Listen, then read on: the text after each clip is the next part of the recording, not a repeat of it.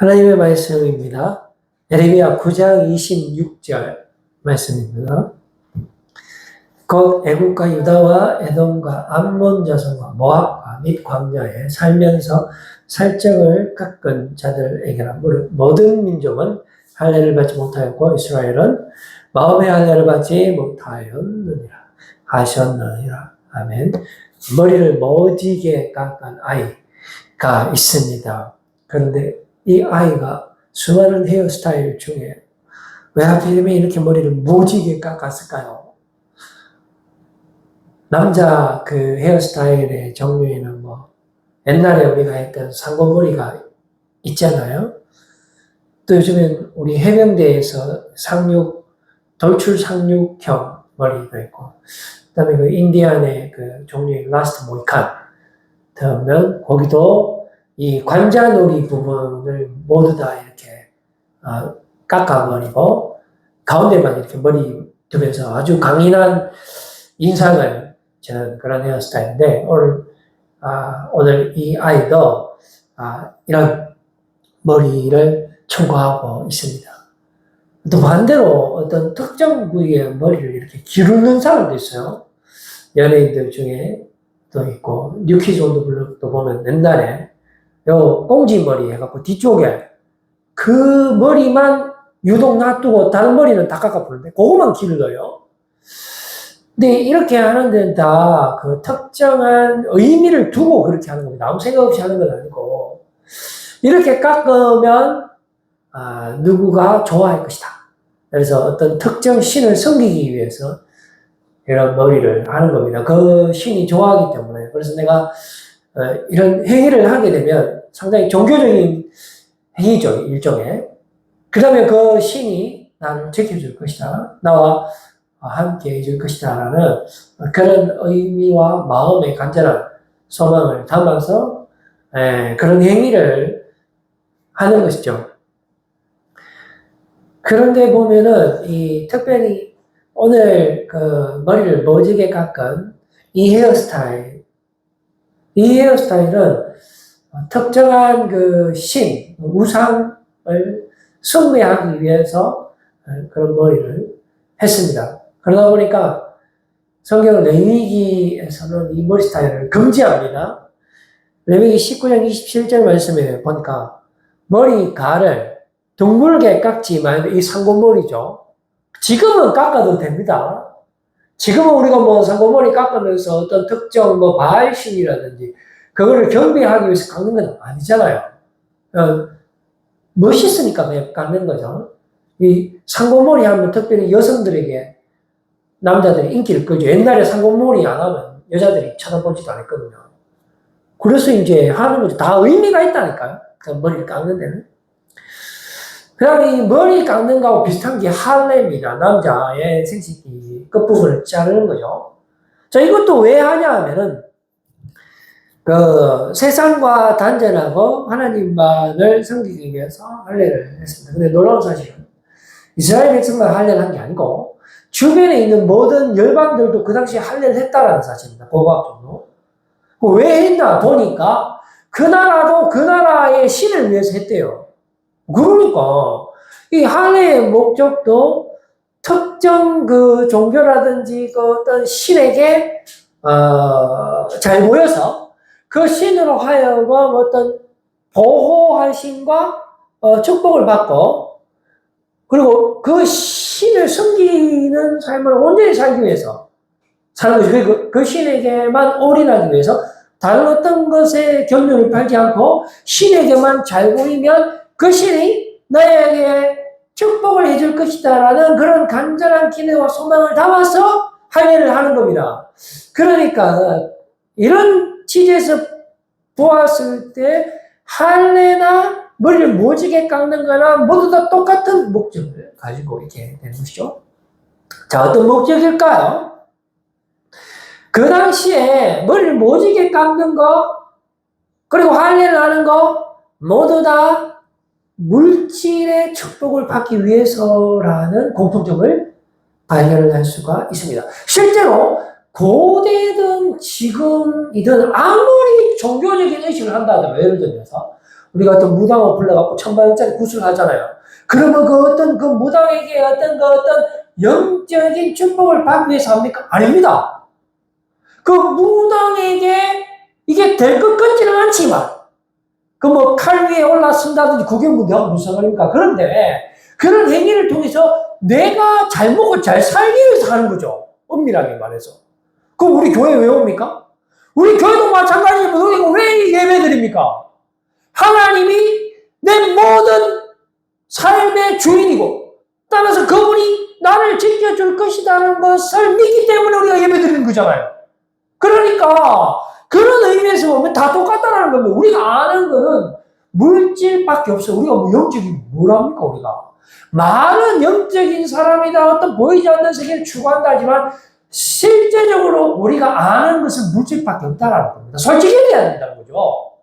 그래서 우리가 모든 어떤 종교적인 행위든 그렇지 않든지 간에 모두 다 똑같은 목적을 향해서 하는 겁니다. 그렇다 보니까 하나님께서 수많은 율법을 주는데 그 중에서도 최고로 치는 게 10계명인데 그 중에서 제1계명이 나 외에는 다른 신을 섬기지 말라 했습니다. 왜냐하면 다른 신은 전부 다 우상에 불과하고 그거는 말도 못하고 냄새도 못 맡고 따라서 능력도 없고 너희를 지킬 수 없고 너희를 지켜줄 수 있는 사람은 너희를 출애굽시켜준 하나님밖에 없기 때문에 나 외에 다른 신을 섬기지 말고 바로 이어서 나오는 게 다른 신을 따라서 만들지도 말아야 했습니다. 우리가 만든다라는 것에 주목을 해보면요. 만들 때 우리가 무엇으로 만듭니까? 재료. 물질이잖아요. 우리가 뭐 어떤 영적인 걸로 만듭니까? 아니죠. 우상을 만들 때 나무를 깎아 만들든지 조각 있잖아요. 미술 잘해서 손재주 좋은 사람들이 정교한 우상품을 만들게 되는 겁니다. 그 누가 만듭니까? 사람이 만들죠. 사람은 뭐예요? 물질이죠. 그럼 그 사람이 만든 거는 또 뭐예요? 물질입니다. 그러니까 돌고 돌아서 물질입니다. 물질 외에 다른 것은 이 세상에 존재하지 않습니다. 예수님께서 이 땅에 오신 이유도 가만히 살펴보면 온통 물질입니다. 예수님께 세 가지 비유를 든 적이 있어요. 똑같은 것을 우리에게 주기 위해서 세 가지를 반복해서 학습, 교육을 하시는 모습인데 첫 번째가 잃어버린 양을 찾기 위해서 오셨다라는 것이죠. 100마리인데 한 마리 이상 못 써요. 그럼 버릴 수도 있잖아. 그런데 그 한 마리를 찾기 위해서 99마리를 대기시킵니다. 그런데 그 양이 물질이라는 것에 우리의 시선이 집중되게 됩니다. 그다음 두 번째로 잃어버린 드라크마입니다. 그건 돈이죠. 돈 또한 물질입니다. 예수님께서 그 문제를 찾기 위해서 왔어요. 그 다음에 세 번째가 결정타인데 잃어버린 탕자를 찾기 위해서 이 땅에 오셨어요. 그 탕자는 물질 중에 최고봉인 인간을 말하는데 가장 정교한 이 인간은 온통 피와 뼈와 살로 이루어진 물질의 집합체입니다. 그런데 이 온전치 않은 물질을 위해서 왔어요. 탕자. 아버지에게 재산을 받아서 허락망탕하게 지 먼대로 타락을 해도 그렇게 타락할 수 없어요. 완전히 막장까지 간 그 아들을 버리는 것이 아니라 그 아들을 찾고 계시는 거예요. 그 말씀을 통해서 예수님께서 이 땅에 오신 이유를 우리에게 설명해 주고 있죠. 잃어버린 양을 찾기 위해서 왔다. 그런데 그 잃어버린 사람이 온전한 사람이 아니고 삭개오 같은 사람들. 나라를 팔아먹은 세리 같은 사람들. 또는 사마리아 여인처럼 이방인들. 아니면 제자들인데 제자들 개발자 12명 전부 다 인생 실패한 사람들이에요. 그런 사람들을 구원하기 위해서 이 땅에 오신 것은 바로 예수님께서 물질을 찾기 위해서 왔다는 겁니다. 그것도 온전치 않은 죄인된 우리, 죄인 중에 개수인 냄새나는 우리, 좀 좋은 물질 같으면 모르겠는데 시작되기 없는 물질을 위해서 이 땅에 오셨다 라는 사실을 우리가 발견하게 됩니다. 아주 정교한 물질이죠. 대봤자 아무리 정교해봤자 그 나무로 만들잖아요. 그럼 그 나무로 만든 우상이 뭐 말을 합니까? 냄새를 맡습니까? 우리가 뭐 물 떠나고 비는데 그 빌면서 거기에 있는 물귀신이 우리를 도와준다라고 생각하는 사람 아무도 없어요. 그럼 뭘 믿느냐? 물 떠나고 빌면서 그 물귀신 뒤에 넘어있는 물질의 신을 숭배하는 거예요. 그래서 내가 제발 사고 안 나고 우리 자녀들 사고 안 나고 잘 살게 해주세요. 축복해 주세요. 그런 예전한 소망과 간절을 담아서 물질의 신에게 절하고 숭배하는 거지. 그건 뭐 나무 깎아놨다고 남녀 호랑교 뭐 찬장에 뭐 잡아 이어놨다고 그게 무슨 특별한 능력이 있다라고 믿는 사람은 이 세상에 단 한 명도 없다 하는 사실입니다. 그래서 결국 우리는 이 물질의 신에 지배를 당하는 거죠. 우리가 지금 살고 있는 이 마지막 세상은 모두 다 물질로 이루어져 있기 때문에 우리가 아는 것은 물질밖에 없어요. 따라서 이 모든 물질의 총 대장이 있을 거 아닙니까? 그 대장이 누군지는 모르겠지만 우리가 그 대장을 경배하고 숭배하는 겁니다. 그래야 우리가 먹고 살 거 아닙니까? 그렇지 않습니까? 우리가 교회 왜 나옵니까? 솔직한 말로 내가 잘 먹고 잘 살고 아픈 거 있으면 낫게 해주고 돈 잘 벌게 해주고 내 자녀 자식들 잘 되고 그런 거 아닙니까? 우리가 뭐 어떤 영적인 세상을 우리가 뭘 압니까? 모르잖아요. 똑같은 거예요. 그런데 따라서 우리가 행복하냐 안 하냐를 결정짓는 것은 결국은 물질이다 하는 것을 말씀드립니다. 그래서 우리 예수님께서 이 땅에 오셨을 때 사탄 마귀가 예수님을 또 세 가지로 시험했어요. 1번, 2번, 3번 점점 더 강도를 높여가는데 첫 번째 시험이 뭡니까? 돌을 떡으로 만들어라. 뭡니까? 먹는 거 물질이죠. 여기에 대한 우리 예수님의 반응도 보면은 사람이 떡으로만 사는 것이 아니다라고 말씀하시면서 물질을 인정하십니다. 물질이 중요하다라고 예수님께서도 인정을 하시는 거예요. 그 다음에 그보다 더 강도가 높은 두 번째 시험도 역시 몸에 관한 거예요. 높은 곳에 데려가서 사탄이 예수님을 떨어뜨리면 천사들이 날아와서 떨어지는 예수님의 몸을 받쳐줄 것이다 라는 것입니다. 이것도 물질에 관련되는 그 어떤 물리적인 시스템 안에서 우리가 몸이 다치지 않게 해주겠다라는 것이죠. 우리가 사실 몸에 어떤 병이 걸리고 아프거나 교통사고 나면 인생 끝나는 겁니다. 건강이 최고라는 말도 있지 않습니까? 그래서 마귀가 바로 이런 결정적인 것으로 시험을 하게 되는 것이고 그 다음에 마지막 세 번째 시험은 네가 나에게 절하는 이 세상의 모든 부귀영화를 너에게 준다라는 결정타죠. 물질의 결정타의 시험을 하게 되는 것입니다. 그래서 우리는 어떻게 보면은 이 물질에 우리의 모든 것을 걸고 그리고 이 물질을 얻기 위해서 우리가 모든 수단과 방법을 가리지 않고 또 이 결과에 따라서 내가 행복하냐 안 하냐 그래서 온통 우리의 시선이 물질에 가 있고 아니면 그 물질을 관장하는 사탄에 가 있고 하나님은 우리의 눈에 없게 되는 것입니다. 그래서 결과적으로 하나님과 나의 싸움이 되는 것이고 근데 엄밀하게 보면 하나님과 사탄의 싸움이 되는 겁니다. 왜냐하면 우리는 결국은 물질의 지배를 당하게 되는 겁니다. 우리가 물질을 이용할 수 있고 우리가 어떤 우상을 이용해서 내가 물질의 축복을 얼마든지 받을 수 있고 내가 그것을 컨트롤할 수 있다라고 생각을 하지만 그래서 실제로 이스라엘 백성들도 아론이 모세가 호렙산에서 십계명을 받는 그 순간에도 황금으로 송아지를 만들죠. 그리고 이스라엘 백성들이 가나안 땅에 들어갔을 때도 여로보암 왕은 똑같이 송아지 우상을 만듭니다. 그리고 제사장도 사제 제사장을 세워서 그 우상들을 통해서 그 어떤 종교적인 행위를 통해서 말은 하나님이지만은 실제로 하나님을 섬기는 것이 아니라 물질을 섬기고 그런 우상들을 이용해서 수단을 이용해서 물질을 내 마음대로 소유하기를 원했던 것이죠.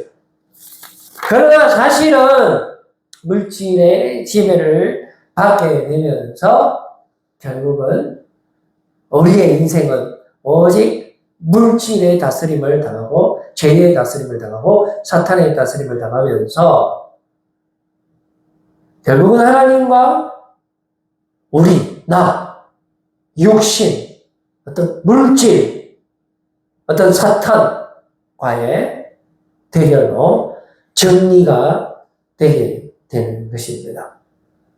고대의 그 신전에 가보면 그 신전 창기가 있어요. 그 종교적인 행위를 하면서도 지극히 물질적인 거죠. 그들이 그런 행위들을 통해서 섬기는 신이 바알이고, 바알은 바로 물과 땅의 복과 이런 물질적인 것들을 주관하는 그런 신이었다 하는 것입니다. 이스라엘 백성들도 마찬가지입니다. 아론도 금송아지를 만들었죠. 십계명을 받는 그 순간에도 하나님을 섬기지 않았습니다. 하나님을 섬겨서 내가 어떤 물질적인 혜택을 받을 수 없다고 판단하고 모세가 안 내려오니까 황금 송아지를 만들었고, 이스라엘 백성들은 가나안 땅에 들어가서도 여전히 동일하게 또 송아지를 단과 베델에 만들어 놔놓고, 그리고 심지어 제사장들도 자기들 마음대로 뽑아서 자기들이 원하는 대로 그런 제사와 물질과 우상들을 사용을 해서 결국은 물질의 지배를 받는, 하나님의 다스림을 받고 하나님을 경배하는 것이 아니라 물질을 경배하는 그런 삶을 살아갔던 것입니다. 그래서 에레미야 9장 14절 말씀해 보니까 그 마음에, 여기서 마음이 나오잖아요. 이 마음에서부터 근본적으로 하나님을 버리고 하나님을 배신하고 물질을 따라가는 겁니다. 마음의 완악함을 따라 그 조상들이 자기에게 가르친 바알들을 따랐다고 말씀을 하는 것이죠. 자, 그래서 우리가 과연 하나님을 따라갈 수 있을까? 우리가 과연 물질을 거부할 수 있을 것인가? 이스라엘의 마지막 왕이 시드기야인데요. 시드기야는 온통 세상의 눈치를 봤습니다. 물질을 보면서 살았습니다.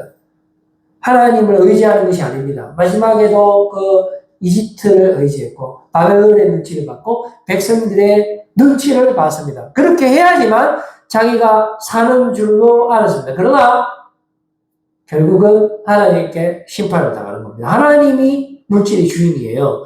바벨론이 세상의 주인이 아닙니다. 사탄마귀가 세상의 왕이 아닙니다. 하나님께서 왕 중에 왕이 된다는 것입니다. 그런데 시드기야는 착각했던 것이죠. 어떻게 하면 내가 물질의 축복을 받을까?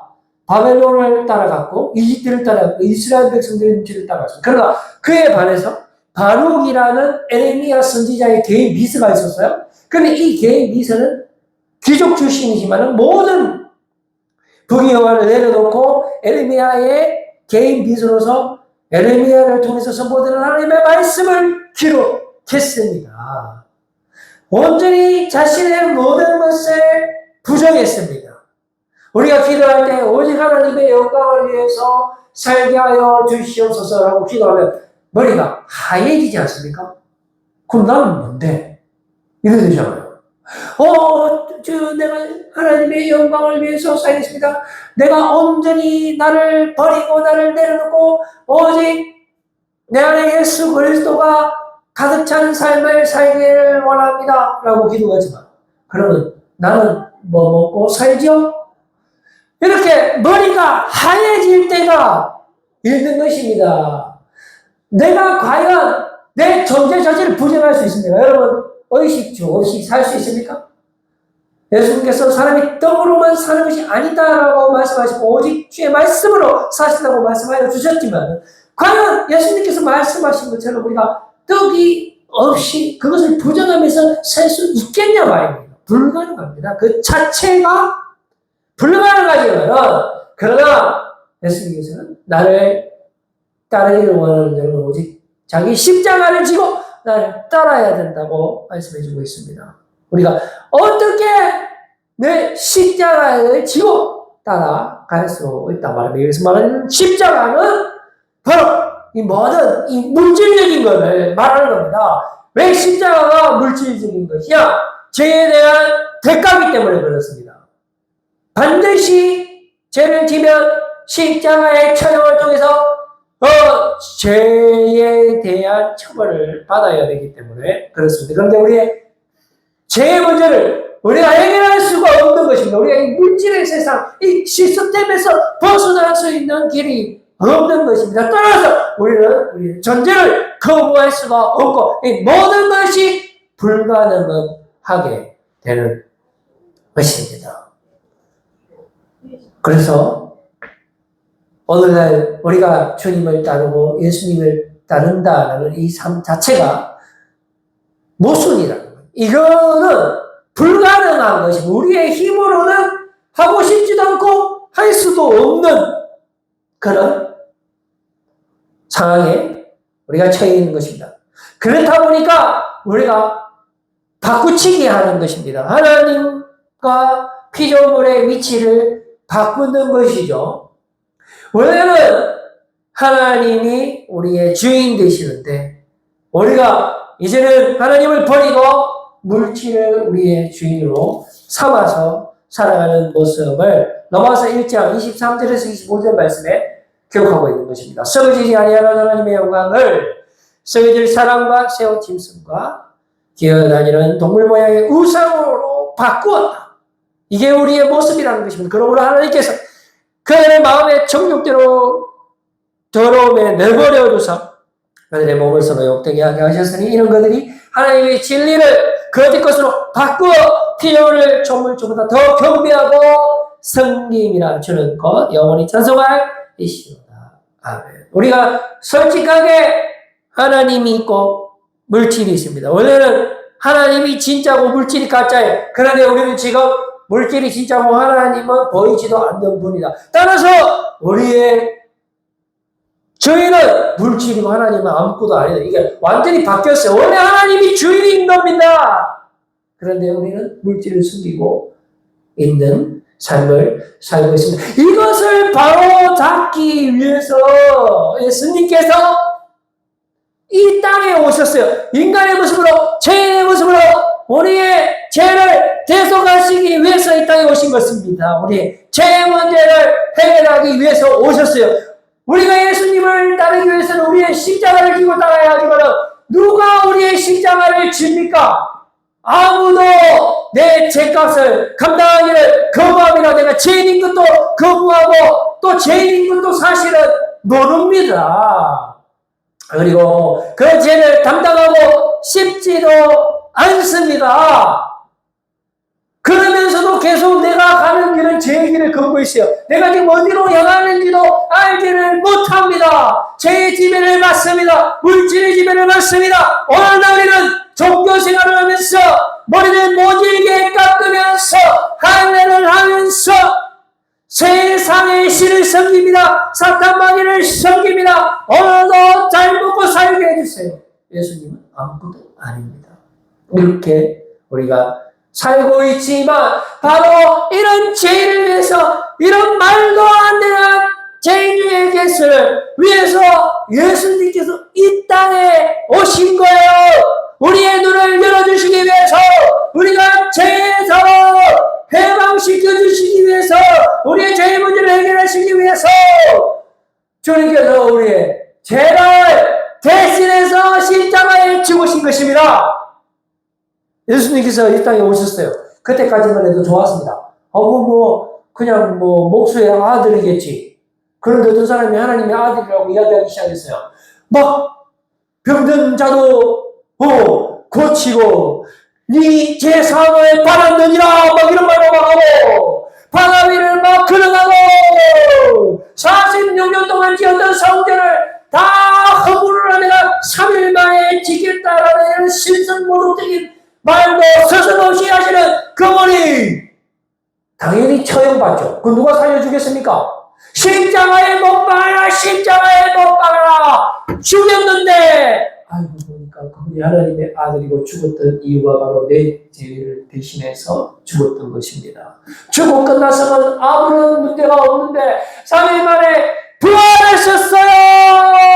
우리의 모든 죄를 사해 주셨습니다. 지금도 살아계시며 성령의 정말로 우리에게 영원한 승리와 생명을 주셨습니다. 그분이 우리와 함께하는 우리가 우리의 성들이 되는 우리는 더 이상 죄의 지배를 당하지 않습니다. 우리가 육신이 연약해서 죄값을 해결하지 못하고 죽을 수밖에 없는 죄인으로 살아갔던 우리를 주님께서 죄의 모습으로 이 땅에 오시고 우리의 죄를 십자가에 죽으시고 다시 부활하심으로 말미암아 우리에게 영원한 생명과 승리를 주셨으며 우리의 모든 죄 문제를 해결해 주셨습니다. 바로 이 문제를 바로잡기 위해서 이 더러운 물질을 살리기 위해서 이 땅에 오신 그분이 지금 저와 여러분 안에 역사하십니다. 여러분 새로운 피조물입니다. 이제 성령의 충만함으로 이 복된 소식을 전가하시는 여러분들이 다 되시기를 간절히 소망합니다. 기도하겠습니다. 하나님 아버지 감사합니다.